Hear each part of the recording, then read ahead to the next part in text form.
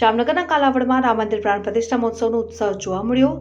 પૂર્વ કૃષિ મંત્રી ધારાસભ્ય સહિતના લોકો જોડાયા। અયોધ્યામાં રામ મંદિર પ્રાણ પ્રતિષ્ઠાને લઈને જામનગર જિલ્લાના કાલાવડમાં અનેરો ઉત્સાહ જોવા મળ્યો। શહેરના વેપારીઓએ સ્વયંભૂ ધંધા રોજગાર બંધ રાખીને પ્રાણ પ્રતિષ્ઠા મહોત્સવમાં જોડાયા। શહેરમાં આવેલ રામ મંદિરમાં 100થી વધુ વસ્તુનું અન્નકૂટ ધરવામાં આવ્યું અને સમૂહ આરતી કરવામાં આવી।